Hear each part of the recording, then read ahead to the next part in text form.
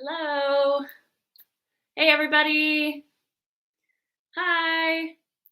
Hopefully my sound in my video is okay. If it is, let me know. If you're having trouble seeing me or hearing me, please let me know in the chat. I'm in a different place today because I think a couple of weeks ago I had some connection issues with the live lessons. So I'm trying something new today. So hopefully we won't have any connection issues today. Great, you can hear me. Can you see me? I hope that means you can see me too.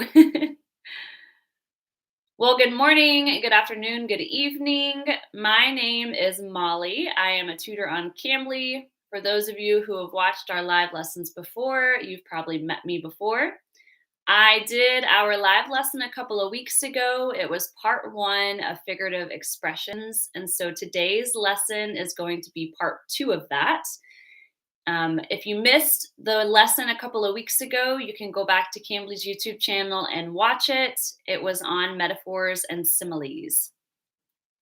We're going to give just a couple of minutes and let as many of you join in as we can. While we're waiting for everyone to join in, you can tell me where you're watching from and maybe tell me what you did over the weekend. Did anyone have any interesting, fun plans over the weekend? I know some of you it's Sunday morning, but some of you are ending your weekend. It's the end of Sunday. So let me know how you spent your weekend.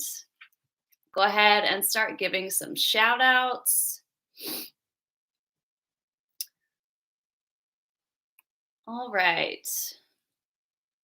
I see Bangladesh is here, Nepal. Where else are you watching from? I'm in Tennessee in the US, so that's where I am this morning. Hi, Sri Lanka and Pakistan. Hello, Thailand. Hello to the Czech Republic, India and Brazil. Someone asked how I am. I am great this morning. I have not had my coffee yet, but I am still in a great mood. I'm excited to get into today's lesson. Hi, Israel.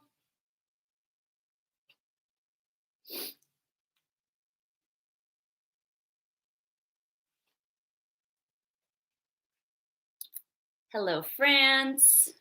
We'll give just a couple more minutes. Hello to the Philippines. Uh-oh, someone heard some news about Tennessee. What was the news? Was it good news or bad news?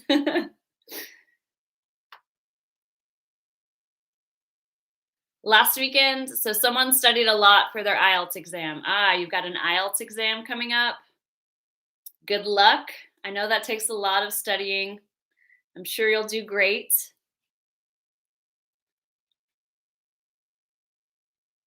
I didn't do too much this weekend. I worked. I spent time with my family. I'll spend more time with my family today after this lesson is over. It's been a pretty relaxing weekend. All right, I'll give just a couple more seconds. Keep telling me where you're watching from, if you had any exciting plans over the weekend. Again, my name is Tutor Molly. Just a reminder, if you need to leave this lesson early, it's going to be recorded and uploaded to Cambly's YouTube channel, so you can go back and watch it again, or maybe you have questions or got confused. This lesson in particular is going to be part 2 of the lesson I gave 2 weeks ago. And so the lesson I gave 2 weeks ago was on figurative expressions, and we focused on similes and metaphors. So who can tell me in the chat, what is a simile? I know we learned this a couple of weeks ago, but we'll do a quick review. So who can tell me in the chat, what is a simile? A simile. Give me your best definition of it. And today we're going to be covering oxymorons, as you might see behind me, and hyperboles, which are also, it's figurative language. Very good. So simile is it's a figure of speech, and it involves a comparison of one thing with another thing. Okay, if you missed the lesson, don't worry. You can go back and watch it on Cambly's YouTube channel. So a simile is when we compare two things, right? Two different things, and typically we're going to use the words like or as. Like or as. For example, she is as sick as a dog. She is as sick as a dog. This is a simile. So we're comparing the girl to a dog, right? We're saying she's as sick as a dog. Another one could be, let's see, your teeth are as white as snow. Your teeth are as white as snow. Or I could say your teeth are white like snow, right? So when we have a simile, we're going to be using like or as. Very good. Now, who can tell me what is a metaphor? So we also learned a couple of weeks ago what a metaphor was, and it's a little different than a simile. So who can tell me in the chat, what is a metaphor? As a review. Slightly different. Give you just a minute. Very good. I see lots of good, correct answers for similes.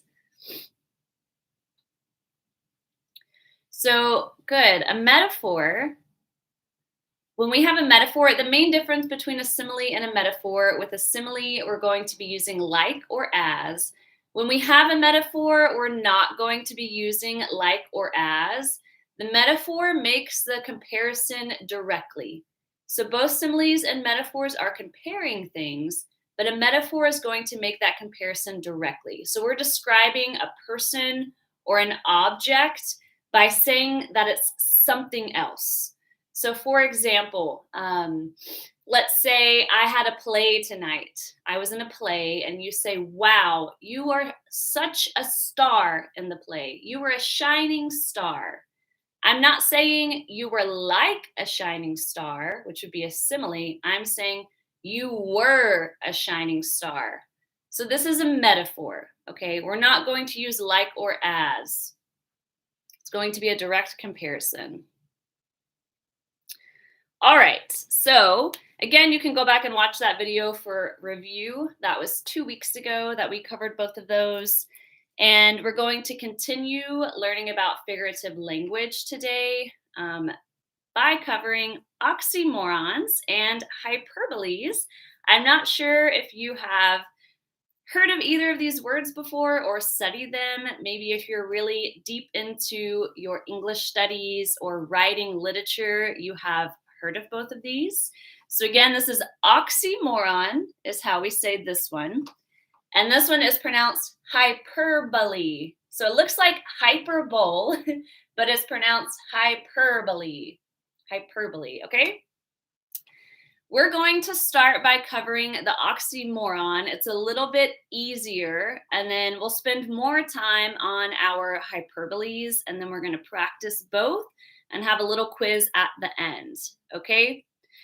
So what is an oxymoron? An oxymoron is when we have a combination of two words or phrases that are typically the opposite. They contradict each other. So two contradictory words or phrases. Usually they're next to each other in a sentence. They're side by side. So I'm going to give you some examples. A lot of times many times oxymorons are created by accident, but many times we also deliberately put two opposite words together to draw attention to what we're saying or to create drama in literature. And when we hear an oxymoron, it might sound crazy or ridiculous or like it doesn't make sense, but it actually makes perfect sense at the same time. And maybe you've heard some oxymorons or you know of some, but you didn't realize what it was. Okay, so again, an oxymoron is when we have two words or phrases together that have or seem to have opposite meanings. So I put an example up here. I don't know if you can see that. My example is, this carrot cake is awfully good. This carrot cake is awfully good. So our oxymoron in this sentence is awfully good. Awfully, awful. When something is awful, it means it's really bad, right? But we're saying awfully good. So awful and good are two contradicting words, but we're wanting to emphasize that something is really, really good. When we have an oxymoron, most of the time it's going to be an adjective plus a noun or an adverb plus an adjective. Most of the time. There are some exceptions to this. I think one of my examples is an exception. So most of the time, an oxymoron is going to be made up of two words or phrases that consist of an adjective plus a noun or an adverb plus an adjective. So in my example, this carrot cake is awfully good. This is an adverb plus an adjective. Awfully is our adverb and good is our adjective, okay? So I'm wanting to emphasize just how good the carrot cake is. It's awfully good. Okay, let's look at some examples of some oxymorons. And maybe you have some more to add. We're going to look at 6. If you know of more oxymorons that we don't cover today, please feel free to share them in the chat. There are many, many, many oxymorons in the English language, but we don't have time to cover all of them today.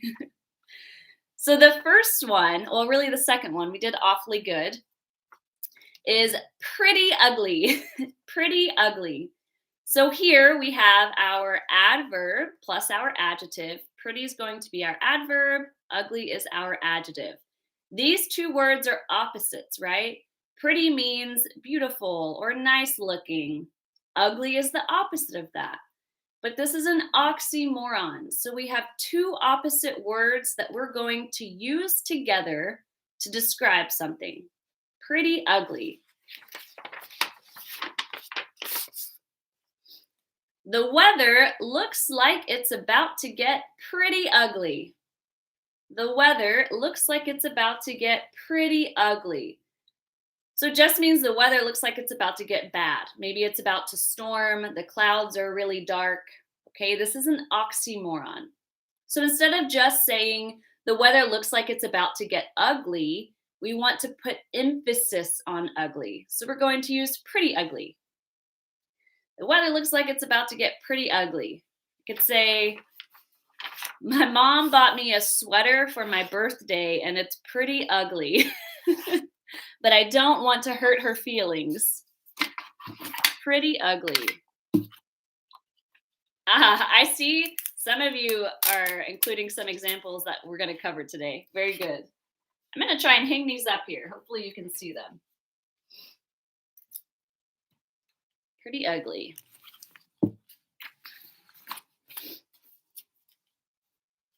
All right, the next one.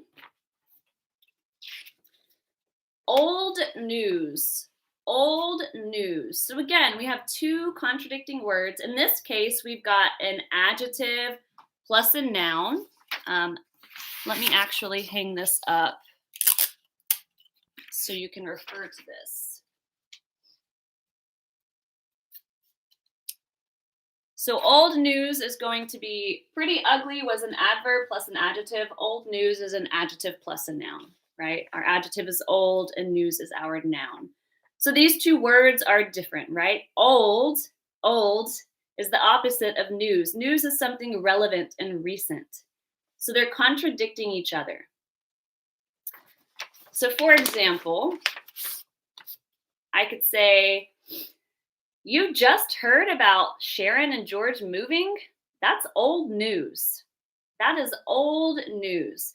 So we would use this oxymoron if we've known about something for a while and maybe someone else is asking us, have you heard blah, blah, blah? And you've known about it for a while. Yeah, that's old news. I heard that a long time ago. It's old news. Did you hear that they broke up? Yeah, that's old news. That happened weeks ago, right? So we're wanting to emphasize that this is something we've known. It's nothing new. Old news.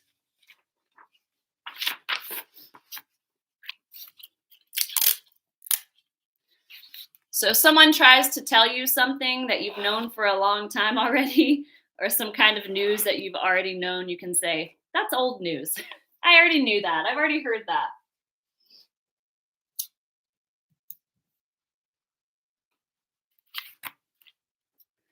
All right, the next one, I accidentally wrote it in black. I was trying to put all of them in blue, but I messed up. Maybe you've heard this one before. Bittersweet. Bittersweet. This is a really one of my favorite oxymorons to use. So something that's bitter, right? Maybe doesn't taste good or it's sad. Something that's sweet obviously tastes good or it's something we enjoy. So these are two opposite words. Bitter and sweet are opposites. But when we put them together, it has a special meaning. Bittersweet. Graduating from college was a bittersweet feeling. So bitter is not pleasant, sweet is something nice. Bittersweet is something bad or sad with a nice twist, okay, with also a good feeling. So in my example, I said graduating from college was a bittersweet feeling. So maybe I'm sad I'm graduating because I'm leaving my friends, but I'm also really excited and I feel like I've accomplished something, right? I'm proud of my success. So I have both a bitter feeling about it and a sweet feeling. It's a bittersweet feeling.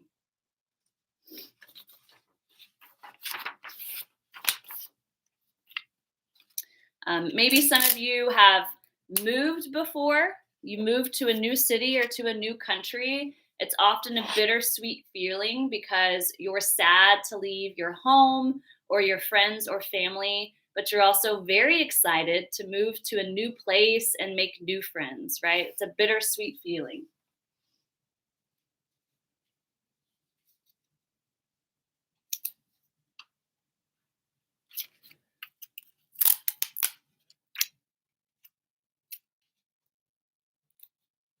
All right, we've got three more. The next one is love-hate relationship. Love-hate relationship. Maybe you've heard this one in a movie or read it in a book. A love-hate relationship. So love and hate are clearly two opposite words, right? Love-hate relationship. This one's pretty self-explanatory. My sister and I have a love-hate relationship. My sister and I have a love-hate relationship. So this just means that we love each other, we care for each other, but we also drive each other crazy and fight all the time, right? We love each other a lot, but we also fight a lot. We have a love-hate relationship. You can use this not just with people, but with activities or food. So I have a love-hate relationship with dessert. Why? Because it tastes so good. I love it, but it's also not healthy. It's addicting. And if I eat too much of it, I feel sick, right? So I have a love-hate relationship with desserts. It tastes delicious, but if I eat too much, it makes me sick. Does anyone have a love-hate relationship with something or someone? I also have a love-hate relationship with coffee. A love-hate relationship with coffee. It wakes me up in the morning, but it's also addicting.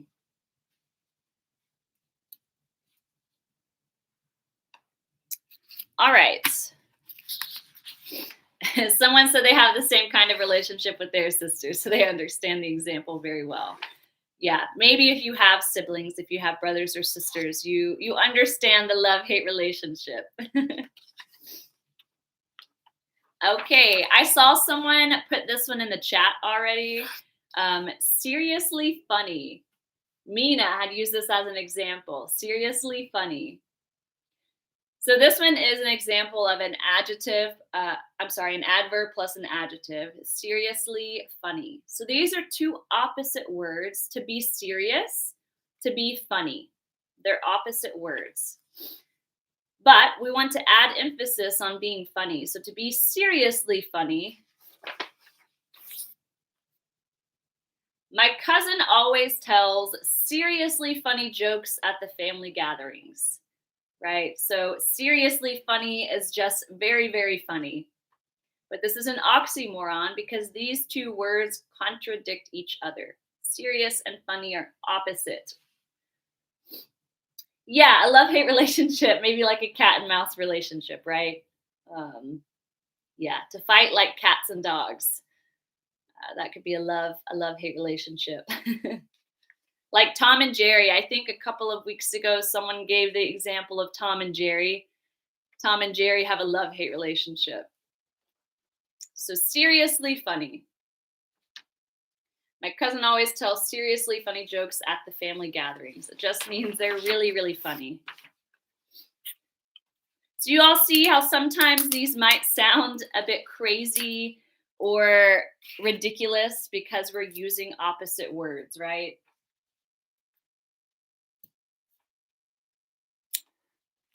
All right, we've got one more. Mr. Bean is seriously funny. Oh, I haven't watched Mr. Bean in a long time. He is very funny. This last one I saved for last because I say it all the time. It's one of my favorites to use. Same difference. Same difference, right? So we have two contradicting words here. So same difference is we say, oh, she's the one wearing a white shirt. She's the one wearing a white shirt. And you said, oh no, are there connection issues? Can everybody hear me and see me? I'm gonna wait just a moment. I didn't get any notifications for connection issues. Okay. If there are any issues, please let me know. Okay. I made some changes today to try and improve the connection. All right. So same difference, right? We have two opposite words. This is one of my favorite ones. I'll repeat this one more time. So we say this when we say something and we know it wasn't right, it wasn't totally correct, but we don't think that the difference is important. Okay, it's kind of like saying whatever. So, for example, if I'm trying to point someone out to you and I say, oh, she's the one wearing a white shirt. She's the one wearing a white shirt. And you say, actually, she's wearing a cream shirt, right? White and cream, they're almost the same. And I'm like, same difference. Whatever, it's not important, right? White, cream, it's all the same. It's not really the same, right? I know it's different, but I don't think the difference is important. So I would say same difference. It's kind of like saying whatever. Maybe I say, oh, did you see the new red car she bought? And you say, actually, it's maroon. It's a maroon car. And I'm like, same difference. It's practically the same color. The slight difference isn't important. So this is one of my favorite ones to use. Another example, I'm trying to make sure the meaning of this is clear, how you would use it. Maybe we're talking about a team, and I say, yeah, they had a horrible season. They lost 100 games. They lost 100 games this year. And you say, actually, they lost 96 games. In this case, I would say same difference, right? Same difference. It doesn't matter the 4-game difference. I'm just trying to make a point that they had a terrible season this year. Is that clear? Same difference, how to use that one? I use this one a lot. I use it a lot and probably on a weekly basis. You still see that one. All right, so these are our 6 oxymorons. We're going to move on to hyperboles in just a minute. We're going to practice really quick. If you have any other oxymorons that you know of, that you've heard of, that we didn't, there's only 7 up here. Feel free to type them in the chat, add some more that you know. We're going to do a quick practice for oxymorons. It won't take that long, but I've got 5 words in blue and 5 words in red, okay? These are all mixed up, so I want you, there is a right answer for each of these. What I want you to do is match a blue word with a red word to create an oxymoron, okay? So you need to match the blue word with the correct red word. They're all mixed up to create the correct oxymoron. So remember, an oxymoron is going to be 2 words that are opposite. So if that helps you, try and figure out minor. What's the opposite? What could be the opposite of minor that's in red, right? That's going to be our oxymoron. So I'll give you all just a few minutes. Feel free to start typing these in the chat, and then we'll go over the correct ones, the correct meanings. Good, I already see some right answers coming through. So these are just some extra oxymorons that we didn't talk about today. So again, match one of the blues with one of the reds to create the correct oxymoron. Try and think about which words are opposite, which ones are contradicting. Good. Maybe you've heard of some of these. I think one of these you all are probably pretty familiar with.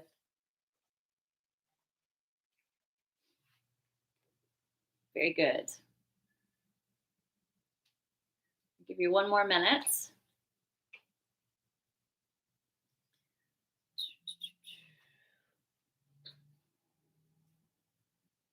Good, good.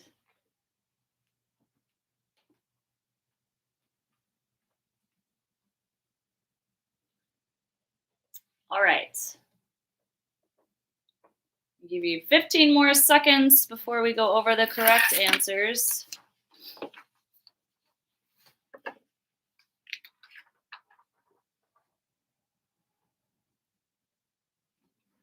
All right. Great job. So here are the correct answers. So we've got minor crisis. So minor is something very small. A crisis is usually something that's a big inconvenience, right? When we have a crisis, it's big, it's not good.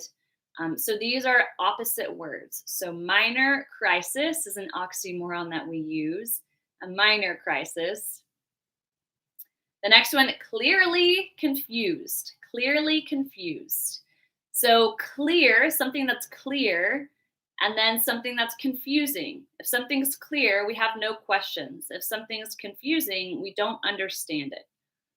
Maybe after this lesson, you'll feel clearly confused. I hope not. I hope you don't feel clearly confused. The next one, original copy. Original copy. So this is an oxymoron because original and copy are opposite words. When we have the original document, it's the main one. It's the first one, right? A copy of something is when we duplicate it or replicate it. So original copy is an oxymoron. Disgustingly delicious. I like this one. Disgustingly delicious, right? So something that's disgusting is not good. It's really gross. Something that's delicious is very tasty. So these are opposite words. But we use disgustingly delicious when something is too tasty, right? It's so bad for you, but you can't stop eating it. Disgustingly delicious. And the last one I think maybe some of you might have heard of is virtual reality. Maybe if you play video games, you've heard of this one. So virtual is something that's not real, and then reality is something that's real. So these are 2 opposing words that are put together to create an oxymoron. Virtual reality. Very good. All right, great job. Any questions about oxymorons before we move on to hyperboles? Does anyone have any questions? I'm going to hang this one up too. I know I've got a lot of words behind me, but just so you can refer, there's some extra ones right there. Any questions about oxymorons before we move on? Lucums, is that how you say that? Lucums are disgustingly delicious. What is that? Is that a dessert? Lucums. I assume that's probably a popular food where you live. I've never heard of it, so I'll have to look it up.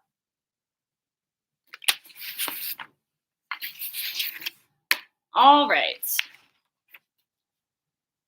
I don't see any questions, so we're going to move on. But if you do have a question, you can still type it, and I'll get to it after we cover hyperboles. There are more words, right? So oxymorons, there's lots and lots of oxymorons in the English language. You'll see it in literature, you'll see it in songs, you'll hear people use it to express themselves. So if you just go to Google and type in list of oxymorons, you'll find a lot of other examples that we didn't cover today. There's a lot. Someone asked, does the oxymoron only work in the adjective plus the noun and the adverb plus the adjective? No, there are exceptions. These are the two most common that you're going to see is an adjective plus a noun or an adverb plus an adjective.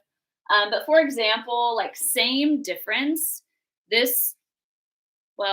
guess this would be an adjective plus a noun. I'm trying to think of another one. There was one I thought, bittersweet. Okay. For example, bittersweet, it doesn't follow either of these, so that would be an exception. But most of the time, your oxymorons are going to be adjective plus noun or adverb plus adjective. Using them on essays, I would say if it's literary. And the thing about oxymorons is you don't want to overuse them, right? You don't want to use them too much. But yes, they can absolutely be used in writing. You definitely see them in writing. Just be careful on how often you use them and make sure that they're being used correctly.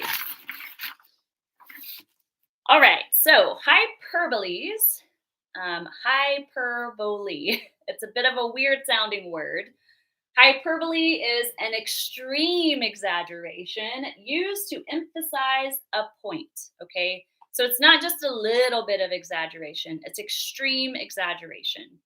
When we use hyperboles, we know that what we say is not going to be taken literally, right? We're saying it because we know people know that we're exaggerating, okay? And we're going to look at some examples. You probably speak in hyperboles. You definitely see this in writing, in literature, in songs. I love using hyperboles. We're going to cover some really popular ways to use hyperboles today that maybe you've heard. So again, it's an extreme exaggeration that we use to emphasize a point. And we know that whoever's listening to us or reading what we write, they're not going to take it literally, right? It's not meant to be taken literally, which is why it's figurative language. Figurative language. So my example I put down here is, I'm so hungry I could eat every pizza in the entire world. I'm so hungry I could eat every pizza in the entire world. So this isn't just like, oh, I'm so hungry. It's an extreme exaggeration. I know that you know I could never eat every pizza in the entire world, right? But I really want to emphasize just how hungry I am. So you hear how extreme that is, every pizza in the entire world. So let's look at some examples. We're going to look at some examples of a normal sentence, and then we're going to use a hyperbole to really exaggerate the sentence. So my normal sentence is, this game is taking a long time. This game is taking a long time. But I'm impatient. I want to really exaggerate this. So I could say, this game is taking forever. You've probably heard this before. This game is taking forever. This one is used daily. This line is taking forever. This drive is taking forever. It's taking forever to get our food at the restaurant, right? This is an extreme exaggeration. Clearly, it's not taking forever. It's just taking longer than we want to wait. The next one. These shoes are hurting my feet. These shoes are hurting my feet. Now, I really want to emphasize how much pain I'm in. So I say, these shoes are killing me. These shoes are killing me. Now, are the shoes really killing me? No, they're not. I'm perfectly alive and healthy, but my feet hurt because I've been walking all day in these shoes, right? So this is an extreme exaggeration. This is a hyperbole. We really want to emphasize our point. All right, let's look at some more examples.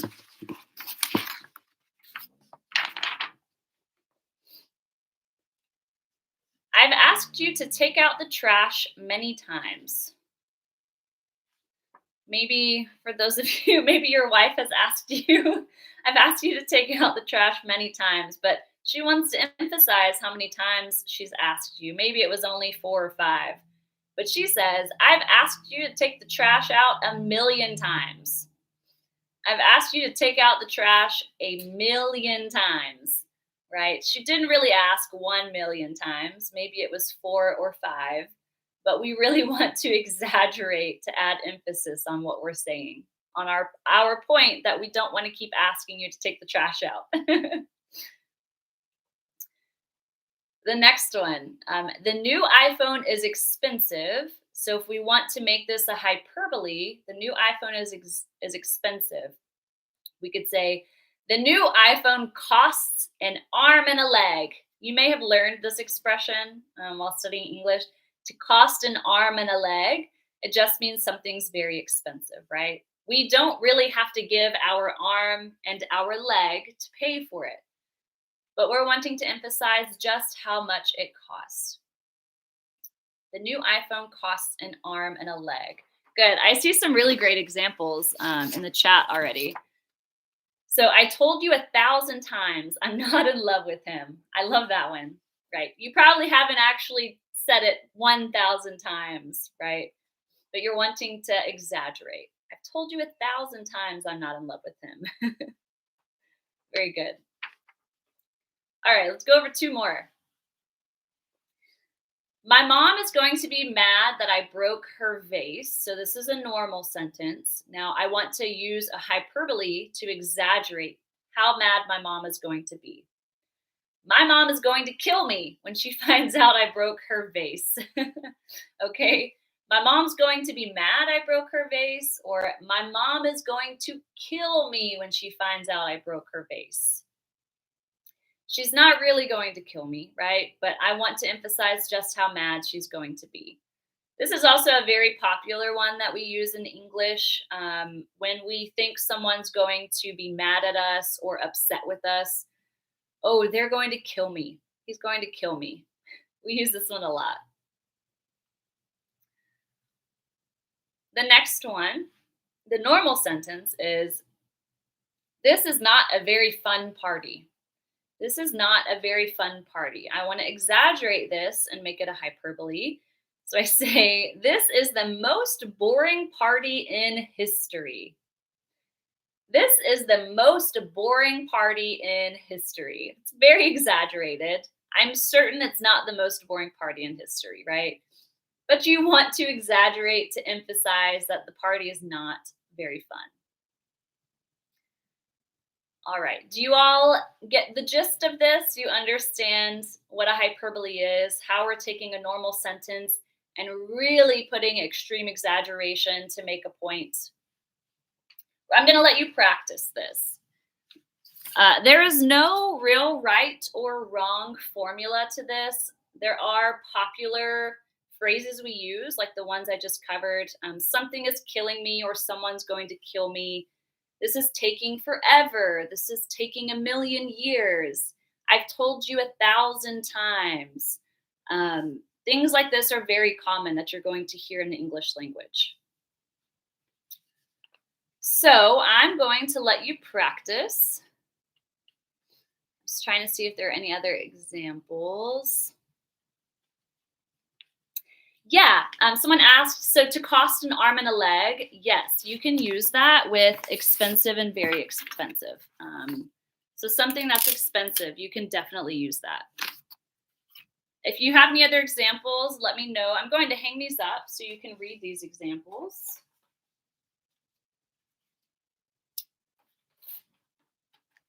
Hopefully you can see that.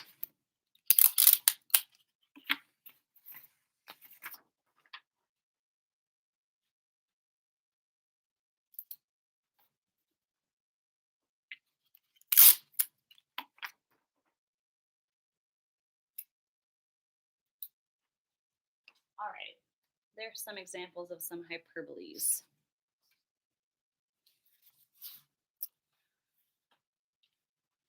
Good. The price of eggs costs an arm and a leg. I don't know how it is where you live right now, but in the United States, it's very popular news right now that eggs are very expensive, more expensive than they've been in a long time.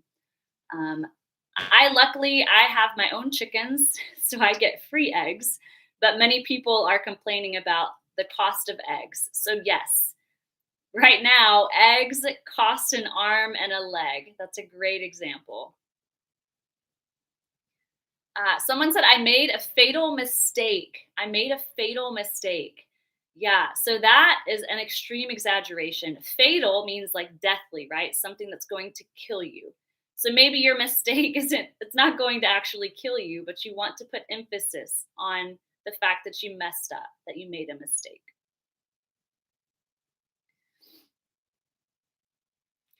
If someone, you could say, yeah, Mr. Bean makes me die of laughter. Mr. Bean makes me die of laughter, or makes me laugh until I die. That's a really popular one. To die of laughter or to laugh until I die. That is a hyperbole, right? We're not actually laughing until we die, but we just want to emphasize how funny something is and how much it makes us laugh. That's a really good one. Oh, good. Someone actually included an example that I almost put up here, but I didn't. It's so hot, you could fry an egg on the sidewalk. That's a really good one. People say that expression too. It's so hot outside, you could fry an egg on the sidewalk. I've always wanted to try that, to crack an egg on the sidewalk on a summer day to see if it cooks it. Okay, very good. We're going to practice now. So if you are able to type in the chat for these, what I'm going to do is I'm going to give you a simple sentence, and I want you to make it a hyperbole, to use a hyperbole. So kind of like how I showed you these simple sentences in black, and then we exaggerated to make a hyperbole in red. I want you to practice this on your own. There's no right or wrong answer, okay? So you can choose just how you want to exaggerate, the words you want to use. So feel free to be creative. All right. The first sentence, George is hungry. So this is a very simple sentence. George is hungry. I want you to use your own words to create a hyperbole to tell me just how hungry George is. So, in my example, I said, I'm so hungry I could eat every pizza in the entire world. So now I want you to come up with your own example to tell me, how hungry is George? George is hungry. Again, there's no right or wrong answer. I'll give you just a couple of minutes and I'll read some examples in the chat.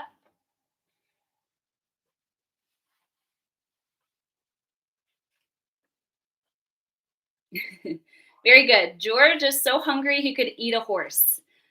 We hear this often. This is a common one. I'm so hungry I could eat a horse. Some people say cow. I'm so hungry I could eat a cow. So George is so hungry he could eat a horse. Or George is so hungry he could eat a cow. George is so hungry he could eat everything in the house. And maybe the house.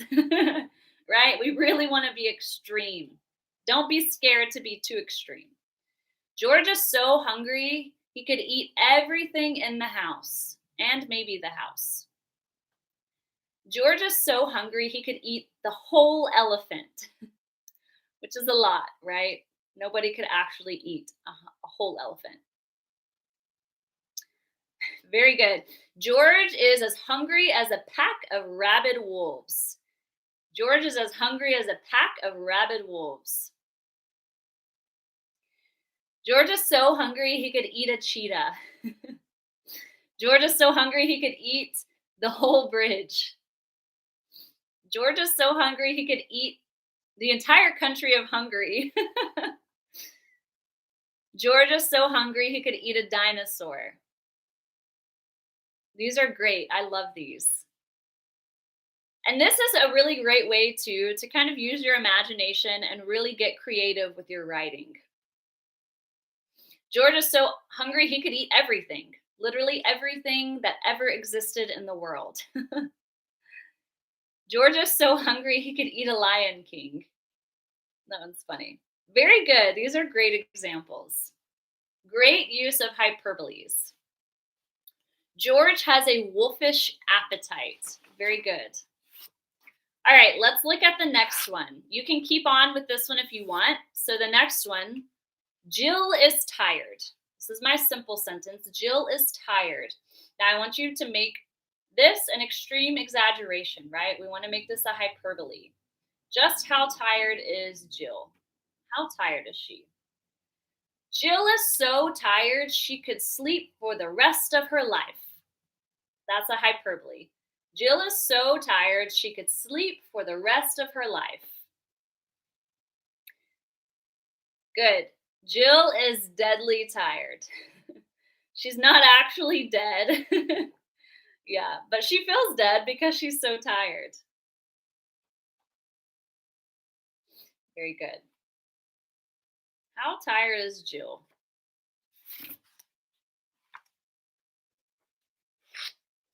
Jill is so tired she could fall asleep in the next second. Very good. Jill is so tired she could fall asleep in the next second. Or we could say in a split second. A split second is like that. Jill's so tired she could fall asleep in a split second. Jill is as tired as 100 turtles. Turtles are very tired animals. Jill is so tired she could sleep forever.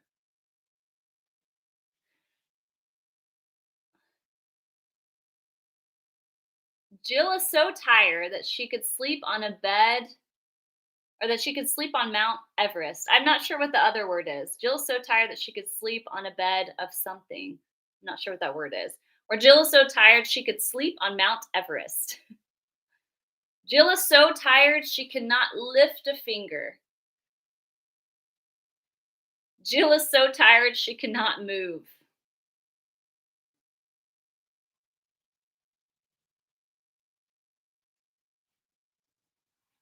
These are great examples.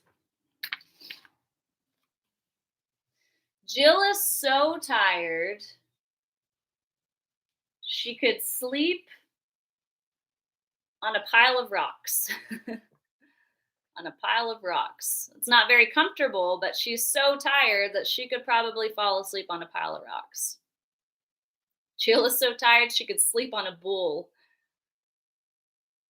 Jill is so tired she can fall asleep in the blink of an eye. That's a great example, right? The blink of an eye is so quick. That's how tired she is. She could fall asleep in the blink of an eye.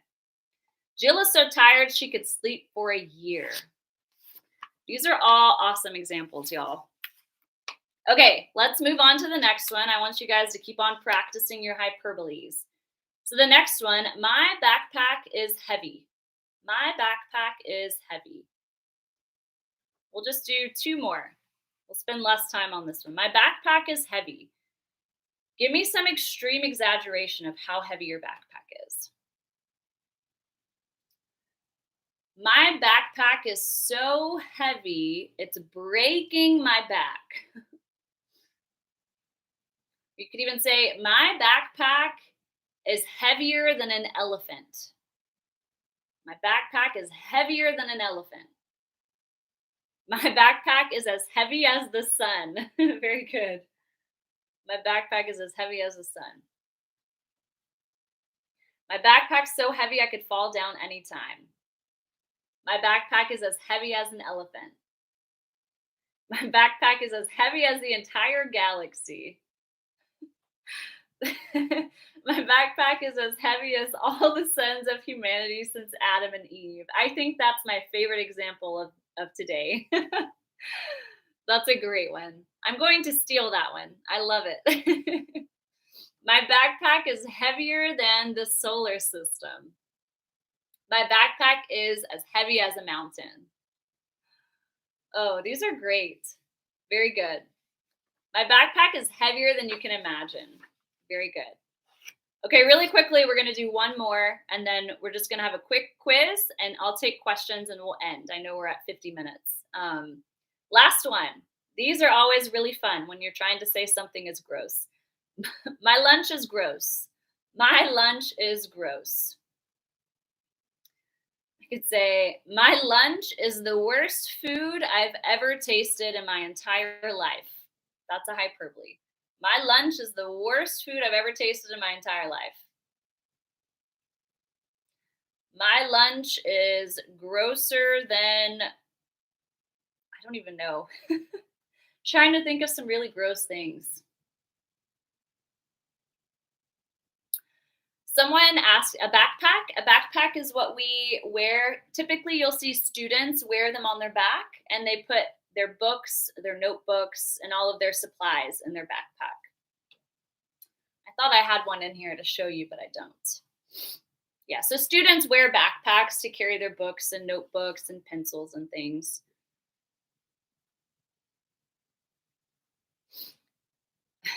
My lunch is the grossest thing that I've eaten during my lifetime. My lunch is as gross as an uncooked egg. That's funny.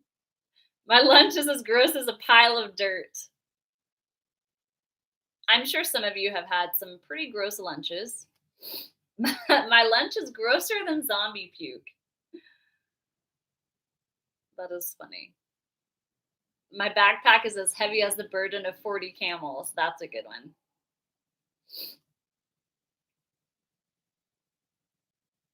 You know, some people eat uncooked eggs. I've seen some weightlifters who eat uncooked eggs. I've never tried it. My lunch is so gross I couldn't eat even a bite. Very good.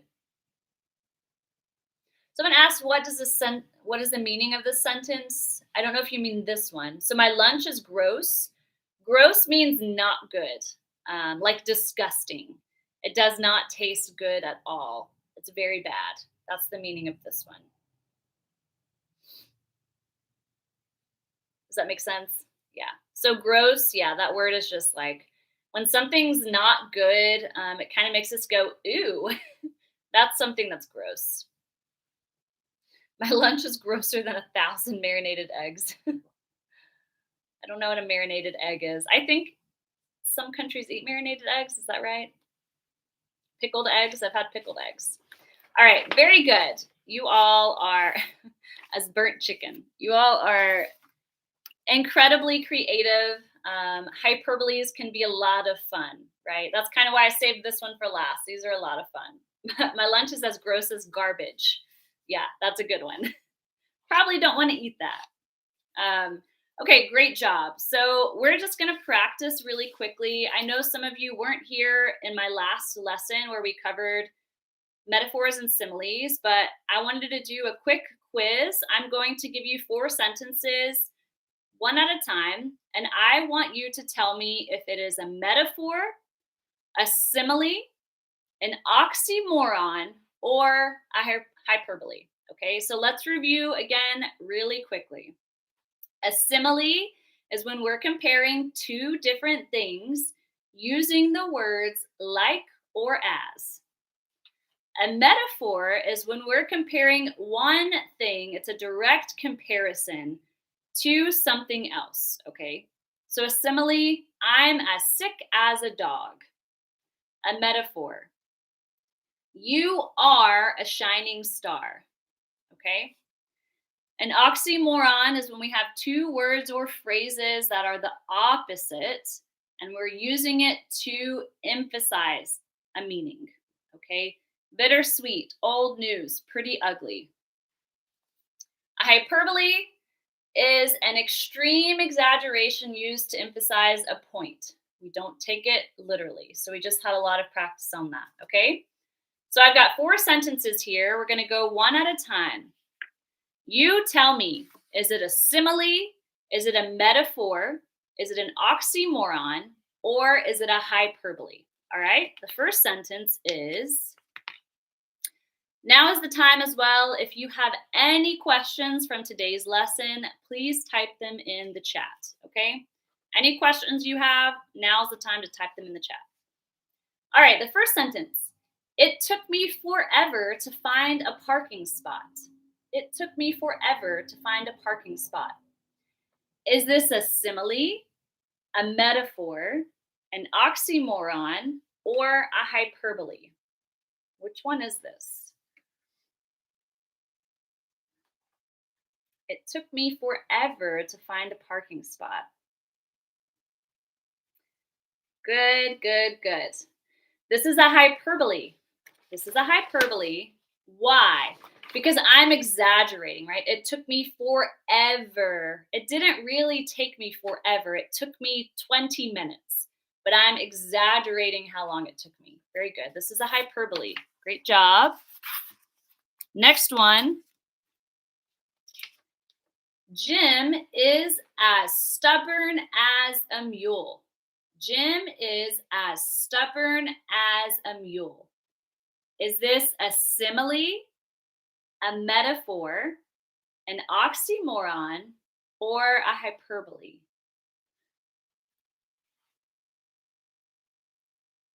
Just a few seconds. I think you all are going to get these really quickly. Very good. Very good. This is a simile. Why is this a simile? I'm comparing Jim to a mule, and I'm using as. He's as stubborn as a mule. Jim is as stubborn as a mule. It's a simile. Very good. Next one.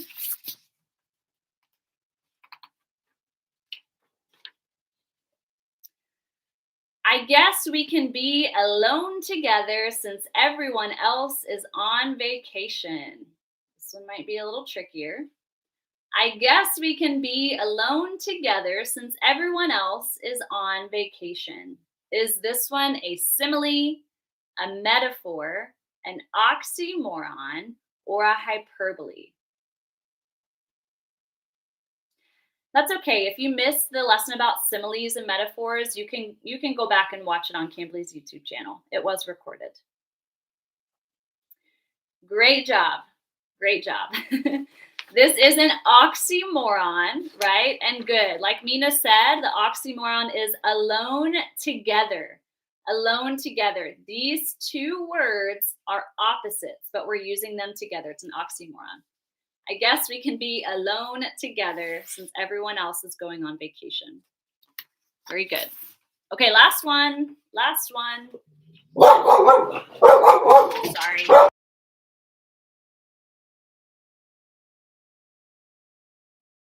The ocean was a raging bull. The ocean was a raging bull.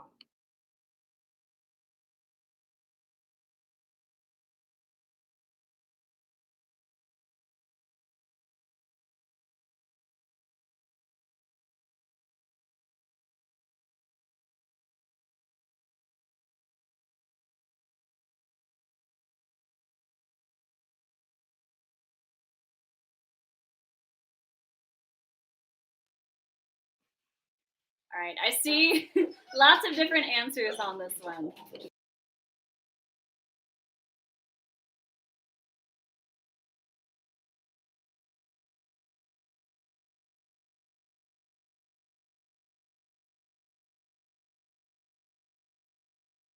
Okay, I see a lot of different answers on this one. So the ocean was a raging bull. This one is a metaphor. I know some of you missed this lesson. So a metaphor is when we're making a direct comparison. Basically, we're saying one thing or person is another thing. So the ocean was a raging bull, right? This is a direct comparison. So this one is a metaphor. Very good. Someone asked to quickly review today's lesson. Of course, we'll cover it really quickly. Any other questions, please type them in the chat. Oxymoron, when we're going to have two words or phrases together in a sentence that seem to have or have opposite meanings, okay? Most of the time when you have an oxymoron, it's going to be an adjective plus a noun or an adverb plus an adjective, but not always, just most of the time. We've got lots of examples up here, okay? A hyperbole is when we have an extreme exaggeration that's used to emphasize our point. When we use a hyperbole, it's not meant to be taken literally, okay? We know that our audience knows we're not being serious, okay? We just really want to put emphasis. And it's an extreme exaggeration. Hyperboles can be very fun. Okay, yeah, I actually saw this. So you've asked Cambly to do a lesson on study techniques. So hopefully, I'm not sure what the lineup for this next month is, but we will be sure that that is covered. We'll get that on the calendar. So someone in our live lesson, whether it's me or one of the other tutors, will cover study techniques. All right. Thank you very much. I'm so delighted that all of you joined in on today's live lesson. If you missed something or want to review this again or go watch the part one, again, you can find these on YouTube, on Cambly's YouTube channel under the live little tab. So go back, watch these, review them. I hope you have, yeah, my dog was a little noisy, I'm sorry. Hopefully you have fun using these in your writing or in just expressing yourself. It is a great way to start really improving your English. You're making your level a little higher, okay? For those of you who are not already students on Cambly, you can use the code GOLIVE to get up to 36% off of your subscription. This will be in the description of this video if you forget. So go and check that out once it's uploaded. I hope you all have a wonderful week, and I hope to see you all again soon. Thanks so much. See you soon. Bye, everybody.